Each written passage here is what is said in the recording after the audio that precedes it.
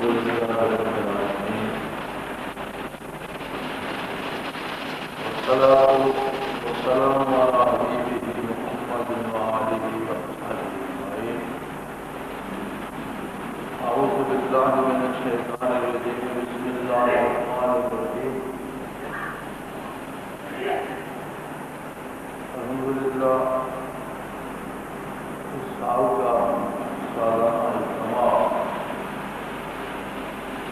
اپنی سرکار گزارتا ہوا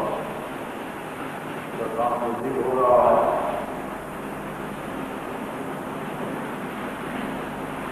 اس صورت حال میں پورا ملک اور ایک ایک فرد اس زمین کا پریشان حال ہے.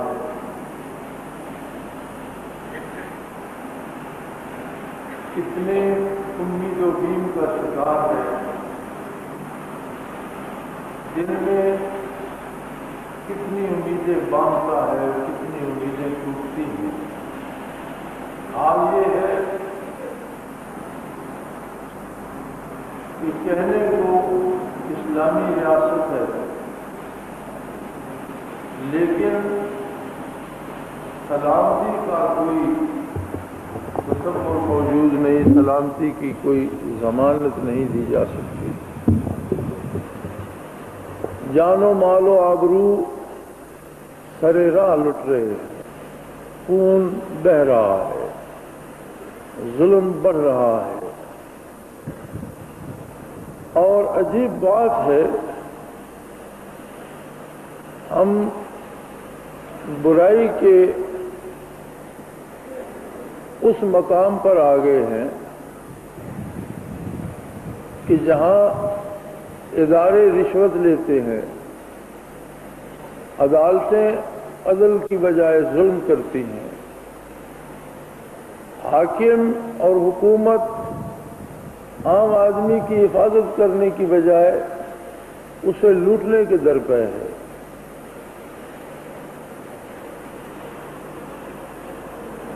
ملک دیوالیہ ہونے کو ہے. جناب سرتاج عزیز صاحب وزیر خزانہ تھے اور وہاں سے انہیں پچھلے دنوں وزیر خارجہ کے منصب پہ تبدیل کیا گیا کہ خزانے میں تو اب کچھ نہیں بچا، کچھ شاید خارجہ پالیسی میں کوئی کام کی بات رہ گئی ہو تو اس کا ناطقہ بھی بند کر دیں. تو جاتے جاتے نوید دے گئے، اخبار میں بیان تھا کہ جی 2 مہینے تک ملک دیوالیہ ہو سکتا ہے. ملک کیوں دیوالیہ ہو رہا ہے؟ کیا ملک میں وسائل کی کمی ہے؟ جو ہمیشہ ہر حکومت کہتی رہتی ہے کہ وسائل کم ہیں اور مسائل زیادہ. کیا واقعی وسائل کی کمی ہے؟ ایسی کوئی بات نہیں، جھوٹ بولتے ہیں. دنیا میں جتنے بھی زمین کے ٹکڑے ہیں، پوری دنیا میں وسائل کے اعتبار سے سب سے امیر ترین ٹکڑا یہ سرزمین پاکستان ہے.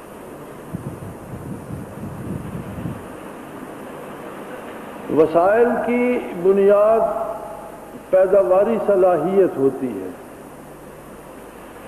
جس خطے زمین میں جتنی پیداواری صلاحیت ہوتی ہے اتنے اس میں زندگی کے وسائل ہوتے ہیں. ابھی یہ ایک عجیب ایسا خطہ ہے کہ ایک طرف تھر کے اور سندھ کے ریگستان ہیں تو دوسرے سرے پر دنیا کے بلند ترین پہاڑ.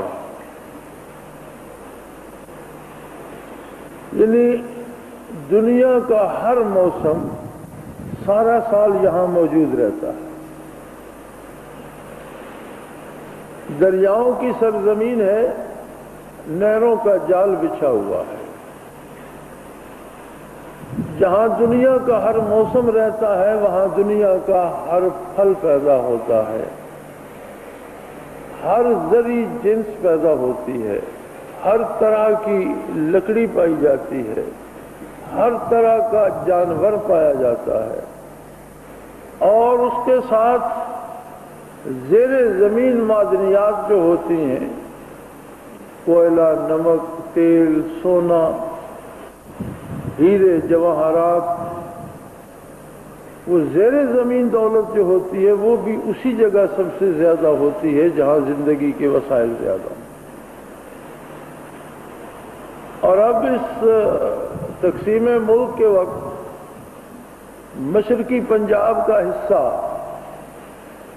جو ہم سے الگ کیا گیا، سارا ہندوستان اس مشرقی پنجاب کے غلے پہ زندگی بسر کرتا ہے، ورنہ مشرقی پنجاب سے نکلیں تو کلکتے تک کوئی قابل ذکر اجناس پیدا نہیں ہوتے۔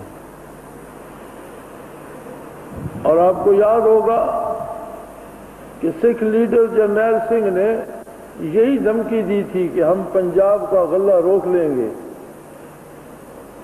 جس پر ان کے سنہری مندر پر اندرا گاندھی نے فوج چڑھائی۔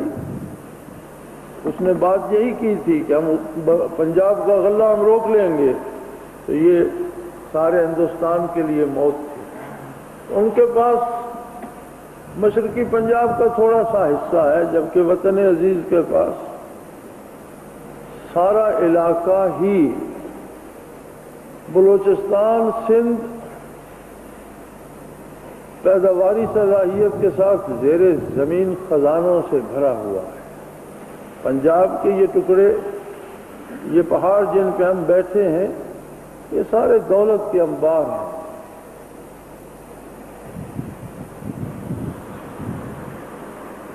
لیکن ہمارے حکمران چونکہ مغرب کے غلام ہوتے ہیں اور قائد اعظم کی وفات کے بعد وڈیرے جاگیردار یا سرمایہ دار ہی آگے آ سکے، اور یہ دونوں طبقے مغرب کی غلامی ان کی رگوں میں اتری ہوئی ہے۔ وسائل کو مہیا کرنے کے لیے کام کرنا پڑتا ہے،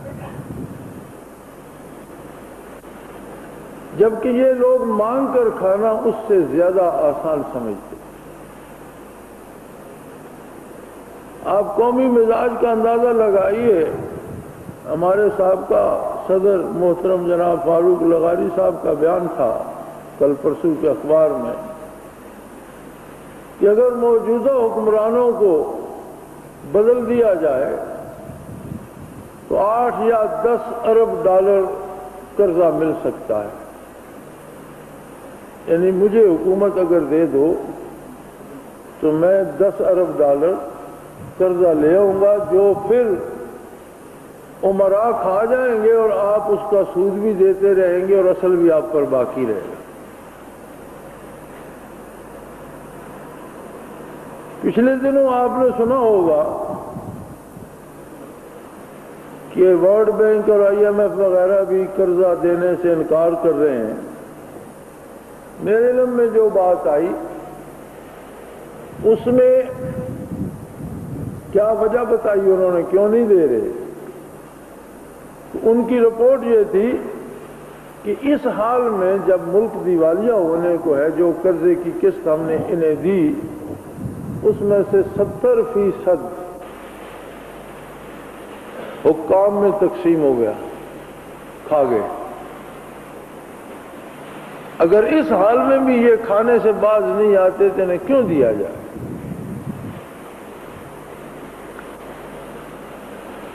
ملک 32-33 ارب ڈالر کا مقروض ہے اور لگ بھگ 150 افراد ایسے ہیں جن کا 150 ارب ڈالر سرمایہ باہر کے بینکوں میں۔ ملک دیوالیہ ہو رہا ہے اور 150 بندہ اس سے 5 گنا دولت لے کر بیٹھا ہے. کہاں سے لی اس نے؟ کس طرح کمائی؟ کیسی عجیب بات ہے کہ 14 کروڑ آدمیوں میں سے 150 بندے کے پاس اتنی دولت جمع ہو گئی. کیسے ہو گئی؟ بظاہر تو سوائے ڈاکے کے کوئی ایسا اور ذریعہ نہیں ہے کہ شہر بھر کی دولت ایک آدمی کے پاس آ جائے. ایسا کوئی کاروبار، کوئی بزنس، کوئی تجارتی منصوبہ، کوئی ملازمت کا طریقہ ایسا نہیں ہے. کیونکہ ہر طریقے میں، ہر شعبے میں جہاں سے آپ کچھ لیتے ہیں وہاں آپ کچھ دیتے بھی ہیں. کہیں سے آپ پیسے لیتے ہیں وہاں آپ اپنی مزدوری، محنت یا اپنی عقل یا اپنی کارکردگی دیتے بھی ہیں. تو وہ سارا لین دین ضرورت کے مطابق ہوتا ہے اور جتنی کارکردگی ہوتی ہے اتنی اجرت ملتی ہے اور وہ سب پہ برابر آتی ہے کہ کوئی تھوڑا زیادہ لے گیا، کوئی کم لے گیا. لیکن یہ کہ 14 کروڑ میں سے 150 آدمی اتنا سرمایہ لے جائیں جو ملکی خزانے سے بھی اور ملک کے قرضہ جات سے بھی کتنا زیادہ ہو.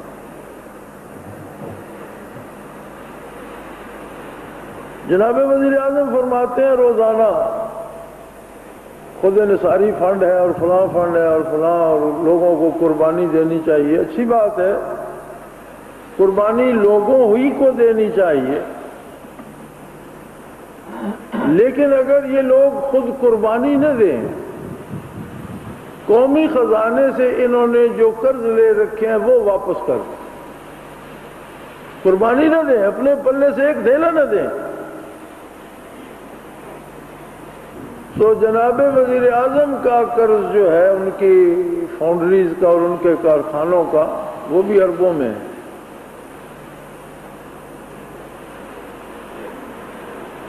اگر صرف وہی قرض لوٹا دیں تو ملک دیوالیہ نہیں ہوتا. خود جو چیز قرض کے نام پر لی ہے وہ بھی واپس کرنا نہیں چاہتے اور غریب سے کہتے ہیں تمہیں قربانی دینا ہوگی. غریب تو دے رہا ہے، مجبوراً دے رہا ہے. اب اس کے پاس لباس کے بعد کھال بچتی ہے. باقی قربانی تو ہو چکی، سب کچھ اس کا بٹ چکا، کچھ لٹ چکا. اب کھال باقی ہے. وہ اب کھال کے گاہک بھی بہت ہیں. عمران خان صاحب بھی مانگتے ہیں، ایدی والے بھی مانگتے ہیں، ایم کیو ایم والے بھی مانگتے ہیں، جماعت اسلامی بھی ہمیشہ کھالوں پہ انعام دیتی ہے اور حکومت بھی طلبگار ہے. اب وہ ایک عام آدمی کی کھال کس کس کے کام آتی ہے یا کس کے حصے میں کتنی آتی ہے، یہ صورتحال ہے اس ملک کی جس کے لیے لاکھوں جانیں قربان کی گئیں، لاکھوں عزتیں لٹیں، لاکھوں گھر اجڑے، بے پناہ قربانیاں دی گئیں اور ایک صدی کی مسلسل جد و جہد، غازیوں کی ہمتیں، شہداء کا خون اور 100 سال کی مسلسل محنت کے بعد یہ خطہ پاکستان اسلام کے نام پر اس قوم کو ہمیں اللہ نے عطا فرمایا. لیکن صد افسوس کہ آج تک 50 برسوں میں آدھا ملک الگ کر دیا گیا اور دوسرے آدھے کو الگ کرنے کی تجویزیں ہیں. انگریز ذاتی طور پر بالفعل یہاں سے چلا گیا، لیکن وایا میڈیا کے راستے سے، ریموٹ کنٹرول کے راستے سے، اپنے غلاموں کے ذریعے حکومت ہم پر ویسٹی کر رہا ہے. پہلے انگریز تھا، اب امریکہ بہادر آ گیا.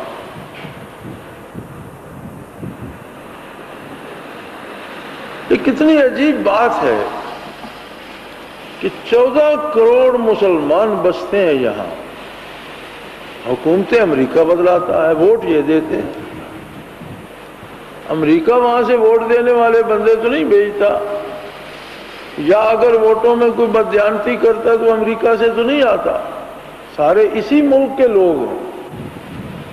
ان کی اپنی غیرت ایمانی کو کیا ہوا؟ امریکہ اتنا ہی بڑا درندہ ہے تو کیوبا کو کھا گیا ہوتا، لیبیا کو کھا جاتا، عراق پر 40 ملک ساتھ لے کر اس نے چڑھائی کی، جتنا نقصان خود امریکہ کو اٹھانا پڑا اتنا عراق کا نہیں ہوا۔ اور پھر وہ لوگ اس کے سینے پہ مونگ دل کر اسی کے سامنے بیٹھے ہیں ڈٹ کر۔ یہ کیا صرف اس قوم کی غیرت مر گئی ہے کہ یہ آنکھوں میں آنکھیں ڈال کر بات نہیں کر سکتی؟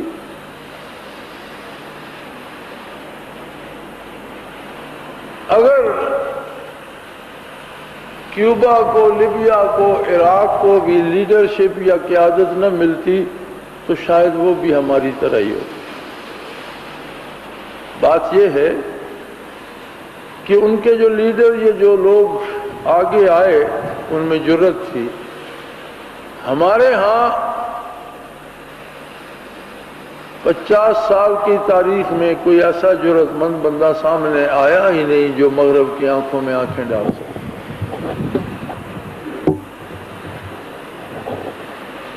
لیکن کیا یہ سارا سب اسی طرح چلتا رہے گا؟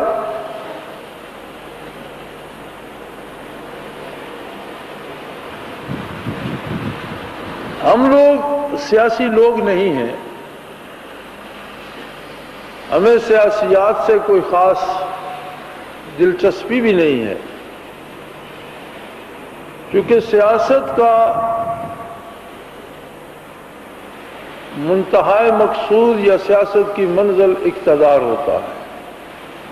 سیاست نام ہی اس محنت، اس کوشش کا ہے جس کے نتیجے میں اقتدار مل جائے یا اقتدار میں شراکت مل جائے۔ ہماری منزل قرب الہی ہے۔ قرب الہی زندان میں رہ کر ملے، دار پر چڑھ کر ملے، مزدوری کر کے ملے، مسجد میں بیٹھ کر ملے، منبر و محراب پر ملے، یا کوچہ و بازار میں ملے، منزل ہماری قرب الہی کا حصول ہے۔ اب اس کے ساتھ ہم یہ شرط نہیں لگا سکتے کہ مسجد میں نصیب ہوگا تو حاصل کریں گے، نہیں ہوگا تو نہیں، یہ اس کی مرضی۔ کسی کو وہ سر مقتل ملتا ہے، کسی کو سر دار ملتا ہے، کسی کو مسجد میں اس کے صرف باریابی نصیب ہو جاتا ہے، کسی کو میدان کارزار میں ملتا ہے۔ تو یہ تو اس کی پسند ہے۔ قرب الہی کے حصول کے لیے جو راستہ ہے اس کے دو پہلو ہیں۔ ایک پہلو ہے طالب کی ذاتی اور شخصی زندگی کا۔ اپنی ذاتی زندگی میں آقا نامدار حضرت محمد الرسول اللہ صلی اللہ علیہ وآلہ وسلم کا اتباع اور آپ کی غلامی کو مضبوط ترین طریقے سے اختیار کر دے، اپنی ساری کوشش اس پہ صرف کر دے کہ اس کا اٹھنا بیٹھنا، جینا مرنا، کھانا پینا، کمانا خرچ کرنا، جو بھی زندگی کا کام ہے وہ اس طریقے سے ہو جس طریقے سے آقا نامدار صلی اللہ علیہ وسلم نے حکم دیا۔ اس لیے کہ اللہ کی رضا مشروط ہے پیغمبر صلی اللہ علیہ وسلم کی اطاعت کے ساتھ۔ نبی کریم صلی اللہ علیہ وآلہ وسلم کی نافرمانی پر کبھی اللہ کی رضا مرتب نہیں ہے۔ اپنی ذاتی زندگی میں، اپنے کاروبار میں، اپنے معاملات میں، اپنے تعلقات میں، اپنے رشتوں، دوستی، دشمنی میں اتباع سنت کو شعار کرے، عبادات پہ محنت کرے اور اپنے اوقات کو اللہ کی یاد سے روشن رکھے، اپنے سینے کو منور کرے، اپنے دل میں اللہ کو آباد کرے، انوارات و برکات محمد الرسول اللہ صلی اللہ علیہ وآلہ وسلم سے اپنا سینہ روشن کرے۔ یہ ایک حصہ ہے اس راستے کا۔ دوسرا حصہ ہے کہ معاشرے میں اگر ظلم ہو رہا ہے تو اس کے ساتھ سمجھوتا نہ کرے، بلکہ اسے ختم کرنے کے لیے اپنی جان کی بازی لگا دے۔ یہ یاد رکھ لیں، اسلام اللہ کی اطاعت کا نام ہے اور اس میں سمجھوتوں کی گنجائش نہیں ہے۔ نبی کریم صلی اللہ علیہ وسلم کی حیات مبارکہ میں کتنی ہی کوششیں مکہ مکرمہ میں رؤسائے مکہ نے کی کہ آپ ہمارے ساتھ کسی نہ کسی طرح کا کوئی سمجھوتا کر لیں، کم از کم آپ یہ کر لیں کہ آپ اپنے خدا کی تعریف کرتے رہیں، ہمارے بتوں کو باطل کہنا چھوڑ دیں، تو ہم آپ سے جھگڑا کرنا چھوڑ دیں گے۔ آپ جانے آپ کا مذہب جانے، ہم جانے ہمارا مذہب جانے، آپ اپنے خدا کی بات کریں، ہم نہیں روکتے، ہمارے خداؤں کی تردید کرنا آپ چھوڑ دیں۔ تو اس کے بدلے میں ہم آپ کو، آپ کے پیروکاروں کو کوئی تکلیف نہیں دیں گے، کوئی تعرض نہیں کریں گے۔ تو آپ صلی اللہ علیہ وسلم نے فرمایا کہ میں گھر سے باتیں گھڑ کر نہیں لاتا کہ ان پر سمجھوتے کرتا ہوں، میں اللہ کا نبی اور رسول ہوں، جو بات اللہ کہنے کا حکم دیتا ہے وہ کہنا میرا فرض منصبی ہے، اور اللہ کی ذات اس سے بلند ہے کہ وہ بندوں سے سمجھوتے کرتا پھرے۔ وہ بے نیاز ہے، وہ محتاج نہیں ہے۔ سمجھوتے محتاجوں کے درمیان ہوتے ہیں اور وہ مستغنی ہے، کسی کا اسے کسی کی محتاجی نہیں ہے۔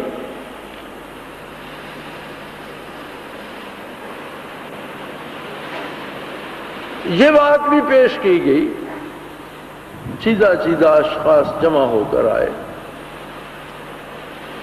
اور انہوں نے 3 باتیں کی۔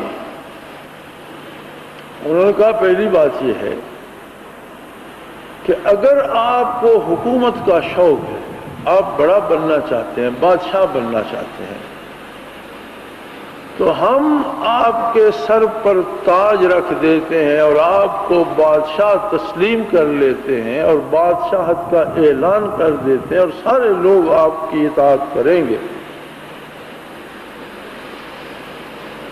اگر آپ دولت مند بننا چاہتے ہیں تو ہم سارے مل کر اتنی دولت آپ کے قدموں میں ڈھیر کر دیں گے کہ جزیرہ نما عرب کے کئی رئیس مل کر بھی اس کا مقابلہ نہ کر سکیں۔ اگر آپ جزیرہ نما عرب کی کسی خاتون کو پسند فرمائیں تو ہم اس کو آپ کی زوجیت میں دینے کے لیے تیار ہیں، لیکن آپ ہمارے ساتھ کچھ سمجھوتا کر لیں، آپ اپنا مذہب بھی رکھیں، آپ اپنی بات بھی کریں، لیکن ہمارے مذہب میں مداخلت نہ کریں۔ نبی صلی اللہ علیہ وسلم کا جو جواب تھا وہ آج بھی سیرت میں سنہرے الفاظ میں موجود ہے۔ آپ نے فرمایا قسم اس رب کی جس کے قبضے قدرت میں محمد کی جان ہے صلی اللہ علیہ وآلہ وسلم، اگر تم میرے ایک ہاتھ پر سورج اور ایک ہاتھ پر چاند لا کر رکھ دو پھر بھی سمجھوتا نہیں ہو سکتا۔ میں جو کہتا ہوں وہی کہوں گا اور وہی کہتا رہوں گا۔ تم جتنی مخالفت کر سکو، تم جتنا ظلم توڑ سکو، تم جتنی زیادتی کر سکو، سمجھوتا نہیں ہو سکتا۔ وہی اسلام ہے آج بھی۔ اسلام آج بھی وہی ہے جو محمد الرسول اللہ صلی اللہ علیہ وسلم نے عطا فرمایا، الیوم اکملت لکم دینکم واتممت علیکم نعمتی ورضیت لکم الاسلام دینا۔ اسلام کے عقائد ناقابل ترمیم، اسلام کے احکام ناقابل ترمیم۔ یہ الگ بات ہے کہ جب صورت بدلتی ہے، حالت بدلتی ہے تو حکم تبدیل ہو جاتا ہے۔ ایک آدمی گھر میں ہے، وہ 4 رکعت فرض پڑھ رہا ہے، وہی جب سفر میں ہے تو 2 گانا پڑھتا ہے، حالت بدلی، حکم تبدیل ہو گیا۔ اسلام میں بھی اگر زمانے میں تبدیلیاں آئیں، وقت بدلا، حالات بدلے، قوموں کے لین دین کے طریقے بدلے، تو اس حالت کی تبدیلی کے ساتھ حکم میں تبدیلی تو کی جا سکتی ہے، لیکن کسی اصول سے انحراف نہیں کیا جا سکتا۔ وہ تبدیلی انہی حدود کے اندر ہوتی ہے جو محمد الرسول اللہ صلی اللہ علیہ وسلم نے متعین فرما دی، اور اسی تبدیلی کو علماء حق نے اجتہاد کا نام دیا کہ جب بھی کوئی نیا معاملہ پیش آتا ہے، نئی صورتحال پیش آتی ہے، تو اجتہاد یہ ہوتا ہے کہ اس کی مثال کہیں آثار سے تلاش کی جاتی ہے، سنت سے، کتاب اللہ سے، سنت سے، کہیں سے اس کے آثار تلاش کیے جاتے ہیں، اس کی مماثلت تلاش کر کے اس پر حکم متعین کیا جاتا ہے، یا پھر اسے کسی معاملے کے مطابق قیاس کر کے اندازہ کیا جاتا ہے کہ اس میں یہ حکم تھا، صورتحال ایسی تھی، اس میں یہ حکم ہونا چاہیے۔ لیکن وہ اصول، وہ بنیاد جو حضور علیہ الصلوۃ والسلام نے عطا فرما دی، وہ تبدیل نہیں ہوئی۔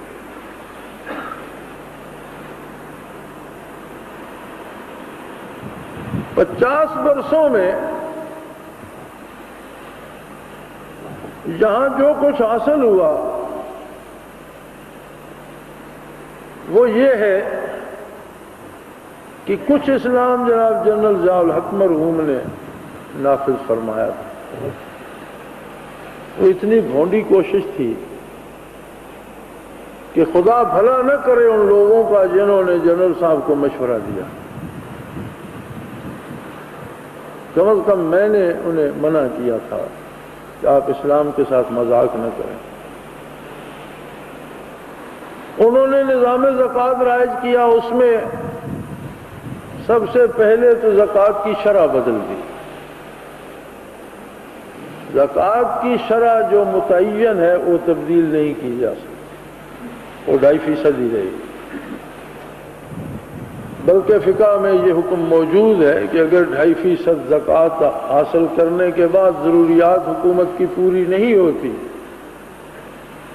تو کیا وہ شرع تبدیل کرے؟ فرماتے ہیں شرع تبدیل نہیں کر سکتی، کسی وقتی ضرورت کے لیے زائد ٹیکس لگا سکتی ہے، تب تک کے لیے جب تک وہ ضرورت ہے، جب وہ ضرورت ختم ہو جائے گی وہ ٹیکس ختم ہو جائے گا، لیکن زکوٰۃ بدستور رہے گی۔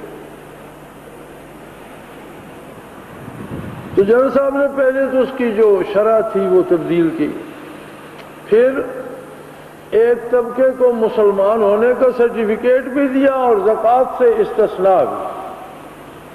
یعنی یہ دوسری عجیب بات تھی کہ لوگ مسلمان بھی کہلائیں اور زکوٰۃ بھی نہ دیں، اور یہ قانونی طور پر کیا گیا۔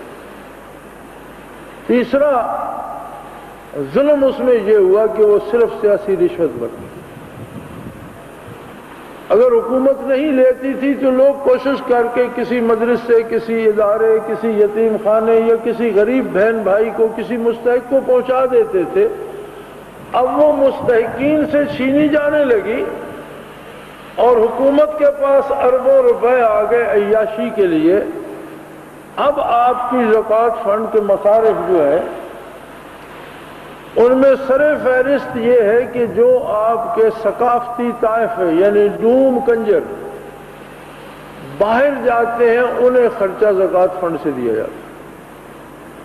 جو باہر ملکوں کے میراثی یہاں آتے ہیں ان کا خرچہ اسی زکوٰۃ فنڈ سے دیا جاتا ہے، اور اس کے بعد اپنے پیاروں کو نوازا جاتا ہے۔ حکومت کا یہ آپ دیکھتے ہیں بڑے بڑے اشتہار صفحہ اول پہ، خود انصاری کا کبھی کبھی کسی بات کا، کبھی اس پہ پرائم منسٹر کا فوٹو ہوتا ہے، کبھی وزیر اعلیٰ کا ہوتا ہے، اور آدھا آدھا صفحہ ہوتا ہے۔ یہ سارے اخراجات بھی ماشاءاللہ زکوٰۃ فنڈ دیتی ہے۔ جتنا حکومت نے پراپیگنڈے پہ خرچ کرنا ہوتا ہے اور اشتہار بازی پہ، وہ بھی وہیں سے لیا جاتا ہے۔ تو نفاذ اسلام کا حال یہ ہوا کہ احکام شرعی کی تضحیق ہوئی، مستحقین کے حق مارے گئے، اور ظلم کچھ درجے اور بڑھ گیا۔ ظلم تو ظلم ہے، گناہ تو گناہ ہے، لیکن اگر گناہ کو نیکی کے نام پر کیا جائے اور ظلم کو اسلام کے نام پر کیا جائے تو پھر یہ ظلم عظیم بن جاتا ہے۔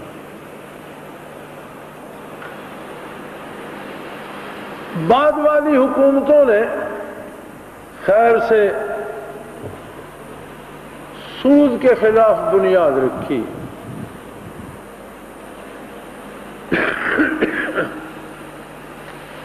پچھلی 3 حکومتیں سود نہیں ہونا چاہیے، سود ہونا چاہیے، سود کے بغیر چارہ کار نہیں، سود کے بغیر گزارا نہیں، سود نہیں ہونا چاہیے، اس کشمکش کی نظر ہو گئی۔ اب موجودہ حکومت کے پاس کئی مصیبتیں جمع ہو گئی۔ ایک تو انہوں نے ایٹمی دھماکہ کر دیا، اس پہ کوئی ناراض ہے یا نہیں، یہ راتوں کو سو نہیں سکتے کہ اس سے ویسٹ ہم سے ناراض ہے، ان کی نیندیں حرام ہیں۔ وہ ناراض پتہ نہیں ہے یا نہیں، یا ہوں تو کیا بگاڑ لیں گے اور راضی ہوں گے تو کیا دیں گے، وہ الگ بحث ہے، ان کی نیندیں حرام ہیں اس پر۔ دوسرا تماشا یہ ہوا کہ لٹتے لٹتے خزانہ جواب دے گیا۔ یہ قرض کی پیتے تھے میں اور سمجھتے تھے کہ ہاں رنگ لائے گی ہماری فاقہ مستی ایک دن۔ ملکی وسائل چھوڑ دیے گئے۔ اب معمولی سی بات ہے، آپ یہاں سے کلر کار سے راولپنڈی جائیں، راستے میں 4 یا 5 جگہ آپ کو بورڈ لگے ہوئے ملیں گے، فلاں دریا فلاں دریا، چھوٹے چھوٹے نالے ہیں اور ان میں سارا سال پانی جاری رہتا ہے۔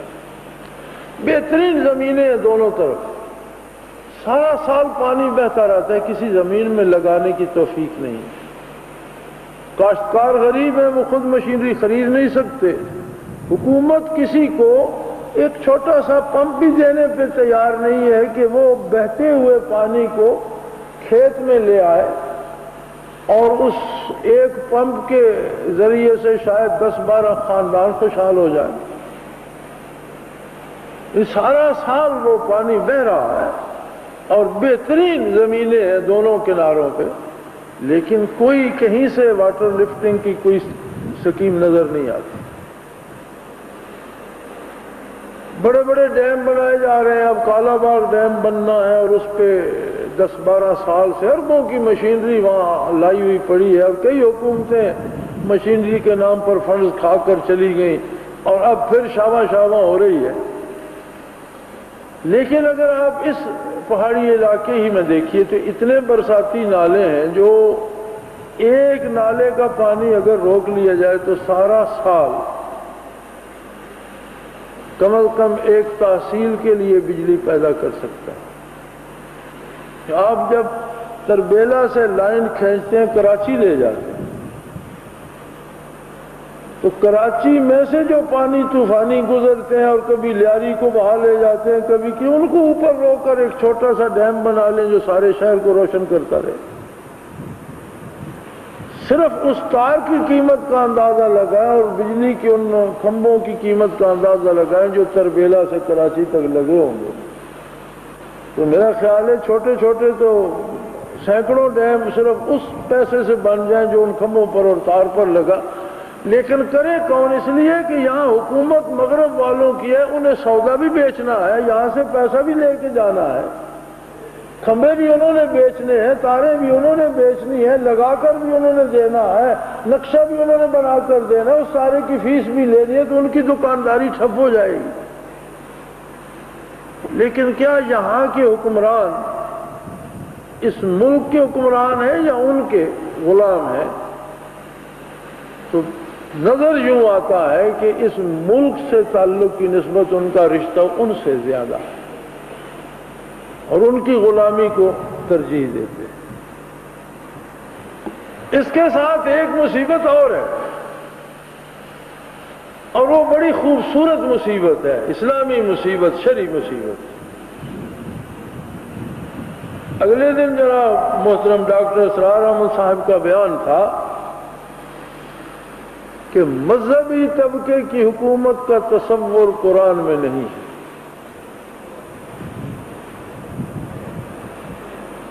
اب ڈاکٹر ہیں، ڈاکٹر تو ویسے MBBS ہیں، PhD ڈاکٹر نہیں ہیں، ڈاکٹر تو وہ میڈیسن کے ہیں، لیکن عجیب بات ہے،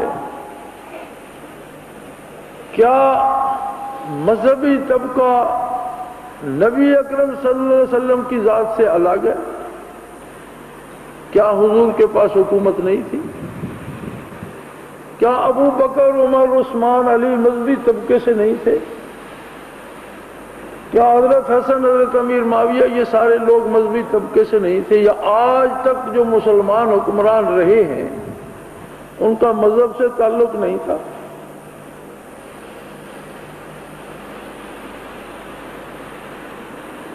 یہی بیان یا اس سے تھوڑا ملتا جلتا محترم میاں طفیل محمد صاحب کا میں نے دیکھا تکبیر میں، میں نے سارا بیان نہیں پڑھا، وہ کیپشن لگا دیتے ہیں سرخیاں جگہ جگہ، تو میں نے وہ سرخیاں دیکھی، اس میں ایک سرخی یہ تھی کہ علماء کی حکومت کا تصور اسلام میں نہیں ہے، یعنی شرعی طور پر حکومت کرنے کا حق ہی بے دینوں کا ہے۔ پھر اس شریعت کا کیا فائدہ؟ پھر ظلم کو کون روکے گا؟ میری سمجھ میں جو بات آتی ہے وہ یہ ہے کہ انگریز کی آمد کے بعد علماء پر جب زندگی کے دروازے بند کر دیے گئے، کچھ لوگ تو جو علمی خانوادے کے تھے وہ علم کے تحفظ کے لیے جان ہتھیلی پر رکھ کر کام کرتے رہے، لیکن بیشتر وہ لوگ آ گئے جو دنیاوی امور میں فٹ نہیں ہوتے تھے۔ انہوں نے کہا چلو ہمیں کوئی ملازمت نہیں دیتا، مزدوری نہیں ہو سکتی، تعلیم آج پڑھا نہیں جاتا، تو چلو اس طرح مولوی بن جاؤ، کہیں نماز پڑھاتے رہو، کسی مدرسے میں بیٹھ جاؤ۔ یہ میری ناقص رائے میں اس طبقے علماء کی سوچ ہے، ورنہ جو طبقہ علماء کا ہے اگر وہ حکمران نہیں رہے تو کسی حکمران کے سامنے انہوں نے ہتھیار بھی نہیں پھینکے، سرنڈر بھی نہیں کیا، بڑے بڑے حکمرانوں کو نکیل ڈال کے رکھا۔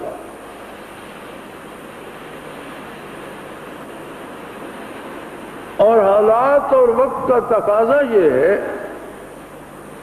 کہ حکومت ان لوگوں کے پاس ہو جو اللہ سے ڈرتے ہوں اور کسی امریکہ کی پوجا نہ کرتے ہوں،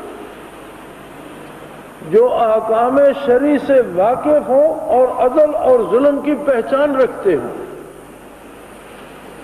جو اللہ کی عظمت کے لیے کام کر سکتے ہیں اور محض اپنی بڑائی کو لوگوں پر ٹھونسنے کی کوشش میں عمر ضائع نہ کریں۔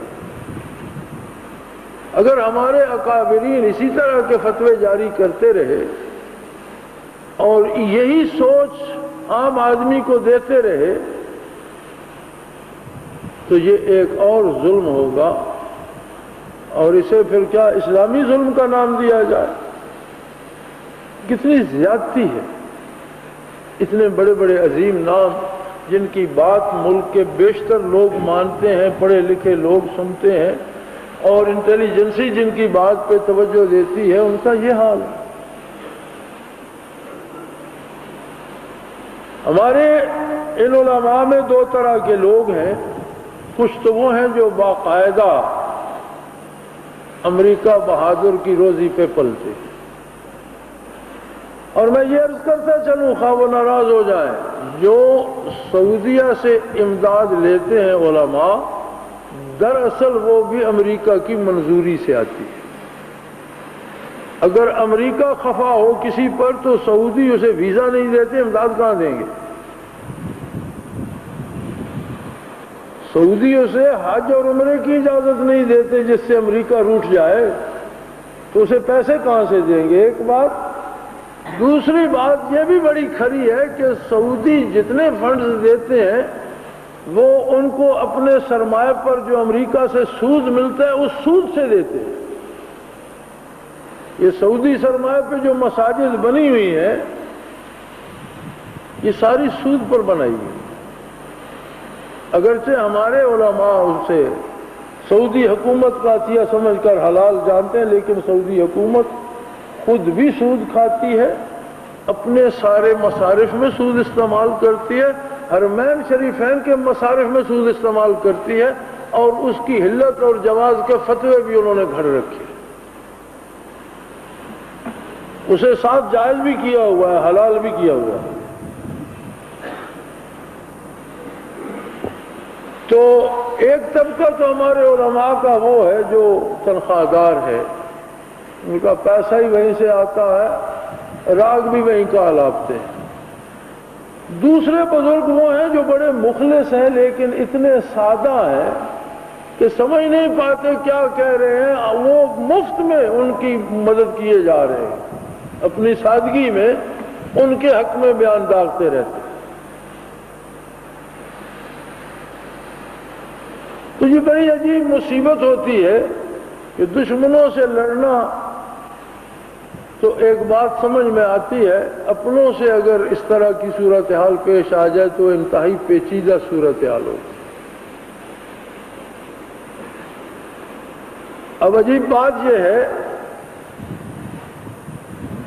کہ ایک بزرگ سے ہمارے بارے الاخوان کے بارے بات ہوئی، یہ بھی وہ بھی کوشش کر رہے ہیں اور ان سے مل کر کوشش کی جا سکے۔ انہوں نے فرمایا وہ تو لڑائی بڑائی والے لوگ ہیں، وہ تو سوٹے ڈنڈے کی بات کرتے ہیں اور وہ تو آرام سے بات بھی نہیں کرتے۔ اب انہوں نے یہ نہیں سوچا کہ آج تک ہمارے کسی جلسے میں، کسی جلوس میں کہیں کوئی جھگڑا ہوا ہو، یا کسی گاڑی توڑی ہو، شیشہ توڑا ہو، کسی کو کوئی ایذا دی ہو، یا کہیں ہم نے سوٹا ڈنڈا استعمال کیا۔ ہاں اگر آپ اسے ڈنڈا سوٹا کہتے ہیں کہ ہم بغیر لگی لپٹی کے بات کہہ دیتے ہیں تو یہ تو کہنا پڑے گا، اس کے بغیر تو چارہ نہیں ہے۔ اس پہ کوئی ناراض ہو یا راضی رہے، غلط کو غلط کہنا پڑے گا، ظلم کو ظلم کہنا پڑے گا۔ وہ حکومت کرے تو بھی ظلم ہے، مولانا کریں تو بھی ظلم ہے، پیر صاحب کریں تو بھی ظلم ہے، میں کروں تو بھی ظلم ہے، کوئی کرے ظلم ظلم ہے۔ کسی کے شخصیت کے بدلنے سے وہ عدل نہیں ہو جاتا، ظلم ظلم ہی رہتا۔ تو اب ایسی صورت میں نظر یوں آتا ہے کہ شاید ہم کچھ بھی نہیں کر سکتے،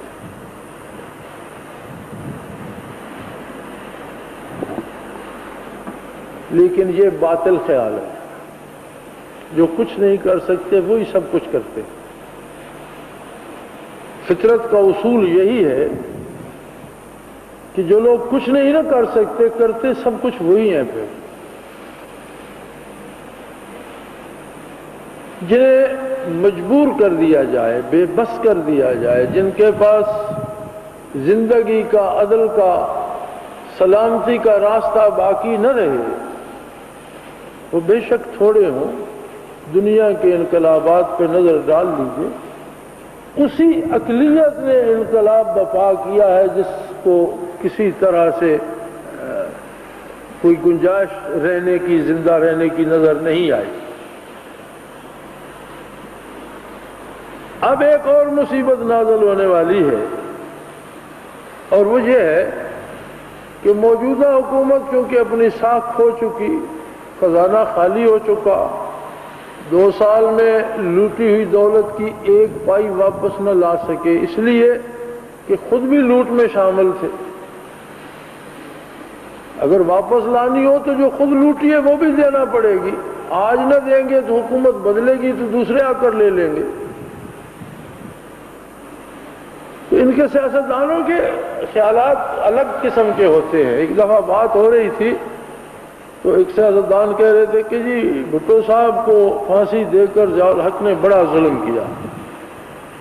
تو میں نے ویسے ان سے پوچھ لیا کہ شاید آپ کی معلومات میں کوئی ایسی بات ہو کہ واقعی بھٹو صاحب کے ساتھ زیادتی ہوئی اور ان کا کوئی ایسا جرم نہیں تھا کہ انہیں سزائے موت۔ کہنے لگا بات یہ نہیں ہے، سزائے موت تو انہیں 10 بار بھی دی جا سکتی تھی، اصل ظلم یہ ہوا کہ ایک راستہ کھل گیا کہ سابقہ وزیر اعظم کو بھی پھانسی دی جا سکتی، تو پھر تو ہم سب خطرے میں آ گئے۔ نہیں، وہ اس لیے نہیں کر رہے تھے کہ بھٹو صاحب کے ساتھ زیادتی ہوئی، وہ کہہ رہے تھے کہ جرائم تو بھٹو صاحب کے تھے لیکن پھانسی نہیں دینی چاہیے تھی، اس لیے کہ یہ تو دروازہ کھل گیا کہ سابقہ وزیر اعظم بھی پھانسی پہ لٹکایا جا سکتا ہے، تو ہم سب کی زندگیاں خطرے میں پڑ گئی۔ یہ سوچ ہے ان لوگوں کی، اور یہ ان لوگوں کا معیار عدل ہے۔ اب یہ دوسروں سے لوٹی دولت کیسے لیں گے جبکہ کل انہیں بھی سابقہ ہونا ہے، تو پھر ان سے بھی لی جا سکے گی، لہذا ایسا کوئی طریقہ ہی نہ نکالو یا ایسا دروازہ ہی نہ کھولو کہ وہ لوٹی ہوئی دولت واپس لی جا سکے۔ اب اگر لوٹی دولت واپس نہیں لیتے تو عام آدمی پر بوجھ ڈالتے ڈالتے اب اس کی کمردوری ہو گئی، اب وہ نانے جمی کو محتاج ہے، بچوں کو سکول نہیں بھیج سکتا، کپڑے نہیں دے سکتا، فیسیں پوری نہیں کر سکتا، بیمار کا علاج نہیں کرا سکتا، تو کیا کرے گا؟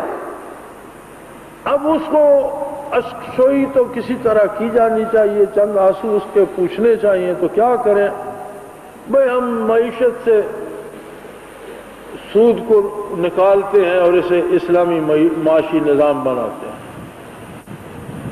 اچھی بات ہے، بہت اچھا ہے، اللہ کرے کہ موجودہ حکومت معاشی نظام کو سود سے پاک کر دے۔ خطرہ یہ ہے کہ یہ ایسا کریں گے نہیں،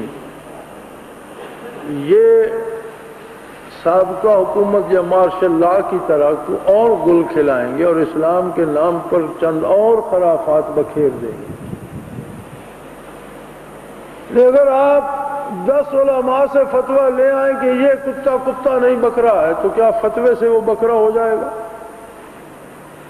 50 فتوے خرید لیں کہ یہ سود نہیں، یہ تو منافعات، یہ تو اسلامائزیشن نہ ہوئی۔ اس طرح کی کوئی ہیرا پھیری کی اصطلاحات تبدیل کر لی جائے، چیزوں کے نام بدل لیے جائیں اور اسے کہہ دیا جائے جی اب اسلام نافذ ہو گیا، تو یہ ایک اور ظلم ہوگا۔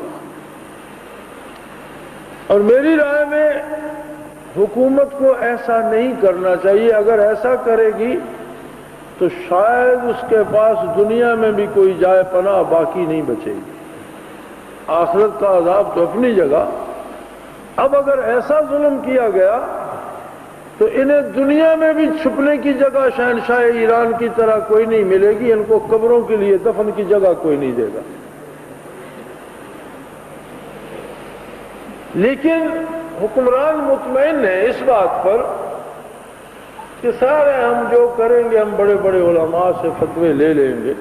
مجھے بھی طلب کیا گیا تھا کہ ہم یہ کرنا چاہتے ہیں، آپ ہماری اس میں دعا بھی کریں، دوا بھی کریں۔ میں نے کہا جی ہم تو بندے ہیں اللہ کے، ہماری کمٹمنٹ ہے اسلام کے ساتھ، اگر جو آپ کریں گے وہ عین اسلام ہوگا تو آپ کو ہمیں یہ کہنا نہیں چاہیے کہ ہم آپ کے ساتھ تعاون کریں، ہماری ذمہ داری ہے کہ ہم آپ کے ساتھ تعاون کریں۔ لیکن اگر وہ اسلام نہیں ہوگا تو آپ کو ہم سے خیر کی توقع نہیں رکھنی چاہیے۔ اگر کسی غیر اسلامی شے کو اسلام کے نام پر مسلط کرنے کی کوشش کی گئی تو اس میں ہم تعاون تو بہت دور کی بات ہے، ہم اس کا مقابلہ کریں گے انشاءاللہ۔ تو فوری اس وقت جو خطرہ منڈلا رہا ہے وہ یہ ہے، پہلی بات تو یہ ہے کہ میں تو دعا کرتا ہوں کہ اللہ حکومت کو صحیح اسلامی نظام نافذ کرنے کی توفیق دے۔ ہماری یہی منزل ہے، یہی مقصد ہے، اور اگر آج اسلامی نظام نافذ ہو جائے تو ہم الاخوان کی ضرورت محسوس نہیں کرتے، ہم اسے ختم کر دیں گے اور اپنا درس تدریس اور ذکر اذکار اور اصلاح نفس کا جو کام ہے اس پہ سارا وقت لگائیں۔ لیکن خطرہ یہ ہے کہ اسلام کے نام پر جس طرح پہلے کیا گیا، اسلام کے ساتھ ایک اور مذاق کیا جائے لوگوں کی اشکشوئی کے لیے، لوگوں کی زبانیں بند کرنے کے لیے، تو یہ ظلم عظیم ہوگا اور اس کو روکنا فرض عین ہو جائے گا۔ کیونکہ ظلم تو ظلم ہے، ہر حال میں ظلم ہے، لیکن ظلم کو اگر اسلام کا جامہ پہنا کر رائج کرنا چاہے کوئی تو یہ ظلم عظیم ہے اور یہ ناقابل برداشت ہوتا ہے، اسے برداشت کرنے والا بھی ظالموں میں شمار ہوتا ہے۔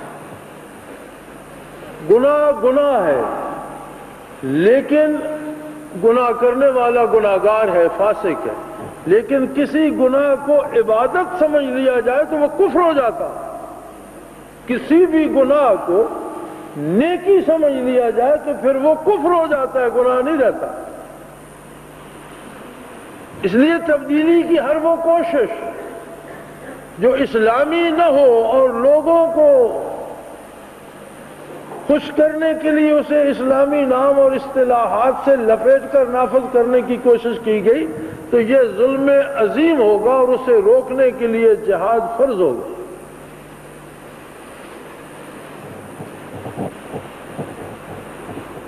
میری نظر میں، میری رائے میں آج کا سب سے بڑا خطرہ یہ ہے، اور میں اس کے لیے دعا کرتا ہوں کہ اللہ ہمارے حکمرانوں کو صحیح راستے پہ چلنے کی توفیق دے، اور اللہ کرے بغیر کسی جھگڑے کے، بغیر کسی شور شرابے کے، بغیر کسی تکلیف کے اسلامی معاشی نظام نافذ ہو جائے، اسلامی نظام عدل نافذ۔ میں نے وہاں پریزیڈنٹ ہاؤس پہ بھی عرض کیا تھا کہ آپ اکیلا معاشی نظام نافذ نہیں کر سکتے، اسلامی احکام جو ہیں وہ ایک دوسرے سے مربوط ہیں، ریلیٹڈ ہے۔ آپ معاشی نظام اسلام کا لاتے ہیں اور عدالتی نظام آپ کا غیر اسلامی رہتا ہے، تو جب کسی کا لین دین پہ جھگڑا ہوگا تو اس کا فیصلہ کون سا قانون کرے گا؟ وہی پینل کوڈ جو انگریز دے کے گیا کرے گا یا اسلام کا عدالتی نظام کرے گا؟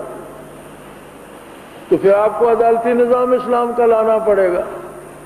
آپ عدالتی نظام اسلام کا لاتے ہیں، معاشی نظام اسلام کا لاتے ہیں، لیکن آپ اپنے نصاب تعلیم میں اسلام پڑھاتے نہیں، تو لوگ کہاں سے آئیں گے جو اس پر کام کریں گے؟ کیسے، کہاں سے لوگ خرید کر لائیں گے آپ جنہیں اسلام آتا ہو؟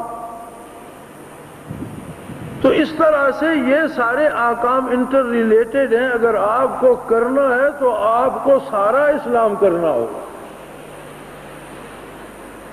ادھورے کام جو ہیں وہ نہیں ہو سکیں گے، ان کے نتائج خاطر خواہ نہیں ہوں گے، اور آپ محض اسلام کو بدنام کریں گے، مغربی میڈیا باتوں کو اچھالے گا اور عام آدمی کو آپ پریشان کر کے رکھ دیں گے کہ یار یہ کیسا اسلام ہے کہ پہلے جو کوئی دال روٹی چل رہی تھی وہ بھی اس نے چھین لی۔ کی رضا نہیں چاہتے، اقتدار کا تحفظ چاہتے۔ بھٹو صاحب اپنے آخری دنوں میں تشریف لے گئے مولانا مودودی رحمۃ اللہ علیہ کے پاس اچھرے۔ میں نے جس طرح سے بات سنی ہے تعاون کے لیے بات کرنے خود ان کے دولت کدے پہ تشریف لے گئے اور باتوں باتوں میں آخر کہنے لگے کہ دیکھو بھائی، آپ حضرات کو، علماء کو، عام مسلمانوں کو خوش کرنے کے لیے میں نے مرزائیوں کو کافر بھی قرار دلوا دیا، آپ میری بات پھر بھی نہیں مانتے، میرے ساتھ تعاون نہیں کرتے۔ تو مولانا فرمانے لگے کہ میں تو اس خوش فہمی میں تھا کہ آپ نے اللہ کی رضا کے لیے اور دین کے تحفظ کے لیے اور دین کی خدمت کرتے ہوئے انہیں کافر قرار دیا، تو شاید یہ آپ کی نجات کا سبب بن جائے گا۔ لیکن پتہ چلا کہ آپ نے تو یہ بھی سیاست ہی کی، اس میں بھی کہیں اللہ کا نام نہیں آیا، آپ لوگوں کو خوش کرتے رہے، سیاسی مفادات تلاش کرتے رہے، کتنے بد نصیب ہیں۔ میری سمجھ میں بات ان حضرات کی باتیں سن کر جو بات میری سمجھ میں آئی وہ یہ ہے کہ یہ اس سے اللہ کی رضا نہیں، سیاسی مفاد چاہتے ہیں، اور سیاسی مفاد کے لیے جو کوشش کی جائے گی اس پہ مجھے امید نہیں ہے کہ وہ حق ہوگی یا اسلام ہوگی یا صحیح ہوگی، اس میں یقیناً اس طرح کی خرافات ہوں گی جو حکمرانوں کے خیال کے مطابق ان کے لیے مفید ہوں۔ تو بہرحال پہلی بات تو یہ ہے کہ اس کے لیے دعا کریں کہ اللہ انہیں نیکی کی توفیق دے اور اللہ انہیں ہدایت پہ قائم رکھے، اور اگر نافذ نہیں کرتے تو اسے خراب نہ کریں، یعنی کم از کم یہ رحم کریں کہ اگر اسلام کو جیسا کہ ہے نافذ نہیں کرتے تو اسے مزید خراب نہ کریں، اور ایک نیا بحث کا ایک نیا باب نہ کھول دیں کہ یہ اسلام ہے اور یہ نہیں ہے، اور وہ ایسا ہے اور یہ ایسا ہے۔ تو میری درخواست یہ ہے کہ آپ سب احباب بھی ضرور دعا کریں اللہ انہی کو نیکی کی توفیق دے دے اور یہ ملک کسی بڑی خرابی سے، کسی بڑے الجھاؤ سے، کسی بڑے ٹکراؤ سے بچ جائے۔ لیکن میں یہ بھی عرض کرنا چاہوں گا کہ آپ کسی خوش فہمی کا شکار مت ہو جائیے کہ آپ نے دعا کی اور کام ہو گیا۔ دعا کرنے کا تو ہر بندے کو حق ہے کہ اپنے رب سے دعا کرے، لیکن فیصلے وہ اپنی مرضی سے کرتا ہے، اور جس کے لیے آپ دعا کر رہے ہیں اس کی اہلیت کو بھی دیکھتا ہے کہ وہ کر کیا رہا۔ ممکن ہے ایک آدمی زہر کھا رہا اور کھانے سے باز نہ آئے اور آپ دعا کرتے رہیں کہ اللہ تو اسے لمبی عمر دے، تو شاید قادر مطلق کا فیصلہ اس کے عمل پر ہوگا، آپ کی دعا پر نہیں۔ آپ کو دعا کا ثواب مل جائے گا، فیصلہ اس عمل پر ہوگا جو اس نے زہر خورانی سے کیا، اور وہ مر جائے گا۔ ہم تو دعا کرتے ہیں لیکن اب ان کی نیت اور ارادے میں کیا ہے، نتیجہ اس پر آئے گا۔ خدا نہ خواستہ اگر مزید شرعی احکام کے ساتھ مذاق کرنے کی کوشش کی جاتی ہے تو پھر اس زمین پر زندہ رہنے کا حق صرف ان لوگوں کو ہوگا جو شریعت مطہرہ کی حفاظت کریں۔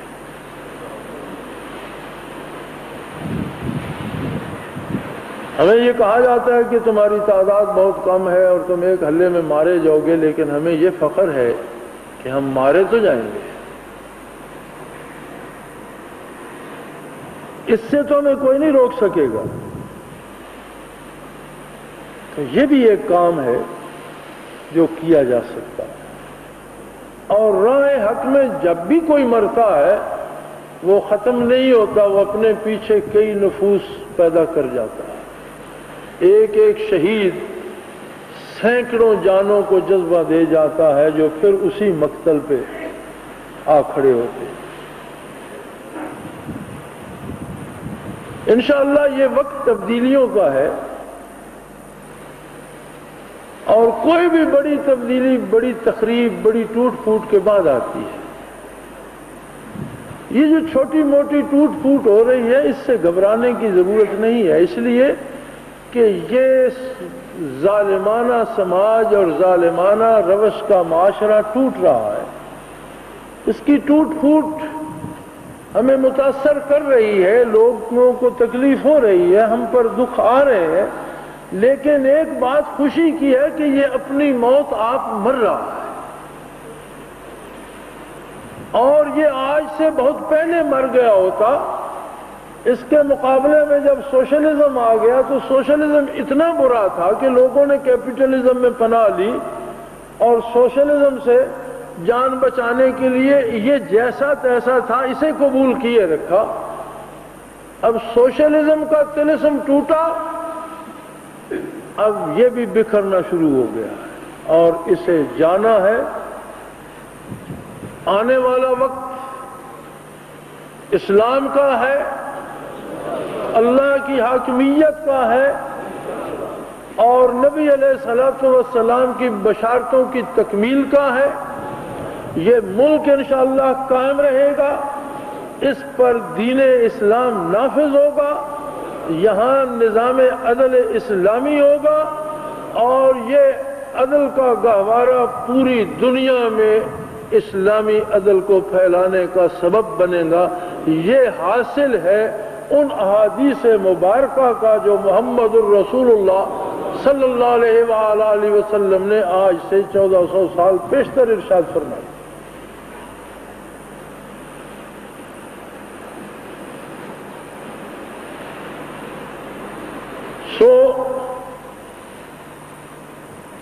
حاصل کلام یہ ہے، میں نے آپ حضرات کا 1 گھنٹہ لے لیا،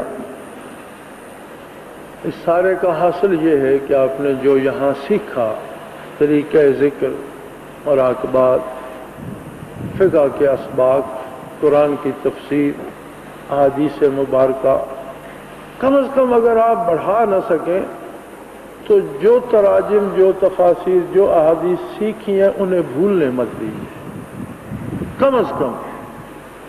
ورنہ تو حق یہ ہے کہ آپ کو راستہ مل گیا، اگر روزانہ 1 حدیث بھی پڑھ لیں، روزانہ چند آیات کی تلاوت اور اس کا ترجمہ اور تفسیر دیکھ لیں تو انشاءاللہ یہ خزانہ بڑھتا رہے گا۔ اذکار میں سستی نہ کریں، یہ جو راہ سلوک ہوتا ہے اس میں قرار نہیں ہے، اس میں قیام کی جگہ نہیں ہوتی، آدمی یا آگے بڑھتا رہتا ہے یا پیچھے ہٹتا رہتا ہے، یا ترقی یا تنزل۔ اس لیے کہ صوفیوں کے نزدیک اگر کوئی ایک مقام پر رک گیا تو اس کے رک جانے کو بھی وہ تنزل سمجھتے ہیں کہ جتنا عرصہ رکا رہا اتنے عرصے میں خدا جانے کتنا آگے جا سکتا تھا، تو جب اتنا آگے نہ جا سکا تو اسے وہ قرار نہیں کہتے، اسے اصطلاح تصوف میں تنزل کہا جاتا۔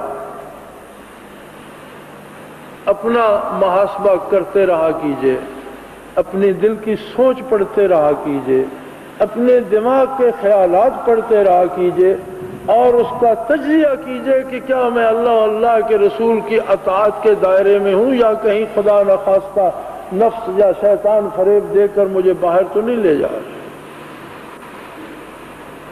الحمدللہ مجھے یہ سعادت حاصل ہے، حضرت رحمت اللہ تعالی علیہ نے مجھے ایک ایسی جماعت کا شیخ بنا دیا جو بین الاقوامی طور پر ذکر اذکار اور اللہ کے دین کے لیے کام کر رہی ہے، دنیا کے ہر ملک میں ساتھی ہیں۔ لیکن میں نے یہ عرض کیا تھا حضرت سے،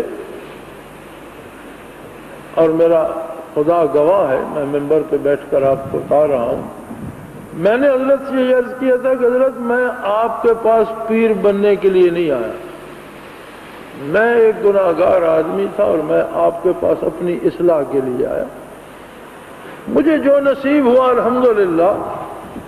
آپ یہ منصب آپ کسی اور کو سونپ دیں، میں جس طرح آپ کی اور جماعت کی خدمت کرتا رہا ہوں، جب تک رہوں گا جو توفیق ہوگی کرتا رہوں،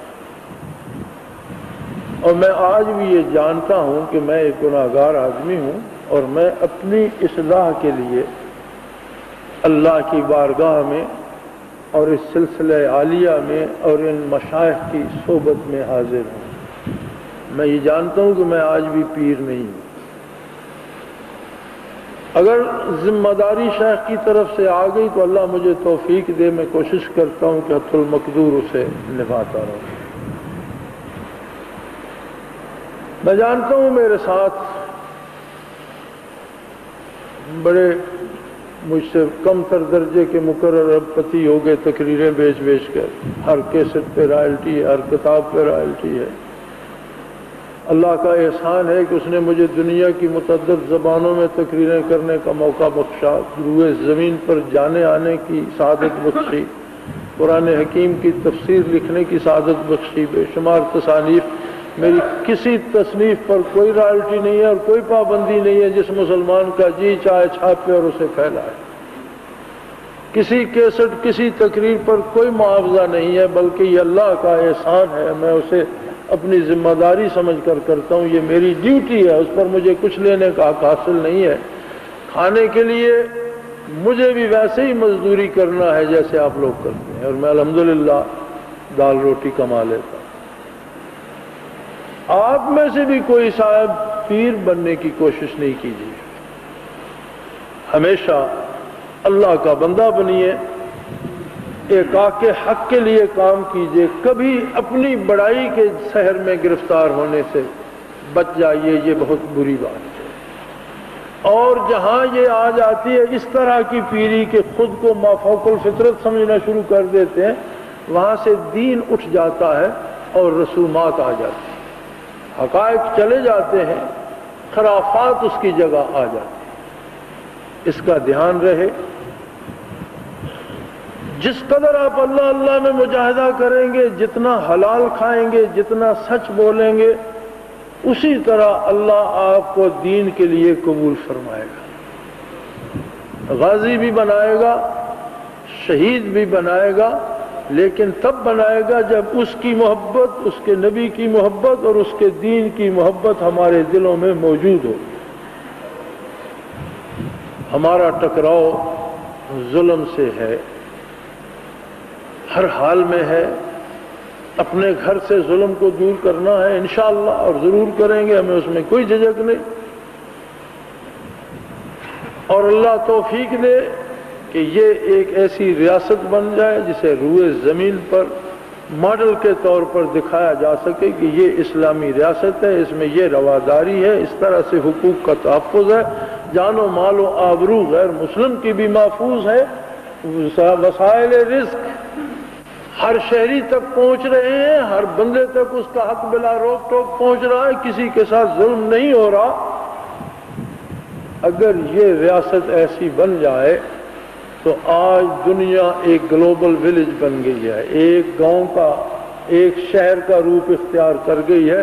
آج آپ کو تقریریں کرنے کی ضرورت نہیں، آپ کر کے دکھائیں تو وہ ساری دنیا پہ پھیل جاتا ہے اور بندہ بندہ کلمہ پڑھنے کو تیار ہو۔ پاکستان میں اسلام کا نفاذ روئے زمین پر غلبہ اسلام کا نام ہے، یہ یاد رکھیے۔ اسے اس نظر سے مت دیکھیے کہ یہ ایک چھوٹا سا ملک ہے اور اس پر اسلام نافذ کرنا ہے، نہیں، پاکستان میں نفاذ اسلام روئے زمین پر غلبہ اسلام کی ضمانت ہے، اور اس کے لیے اسی جذبے سے کام کرنا ہوگا اور اسی جرأت سے قربانیاں دینا پڑیں گی، اتنی ہی قیمت ادا کرنا پڑے گی جتنی نعمت کی امید اور توقع کی جا سکتی ہے۔ اللہ کریم ہم سب کا آنا جانا مل بیٹھنا قبول فرمائے۔ اگر کوئی ظاہری بیت والا ساتھی رہتا ہے تو وہ آ جائے کہ پھر دعا کریں اور ساتھیوں کو اجازت دیں۔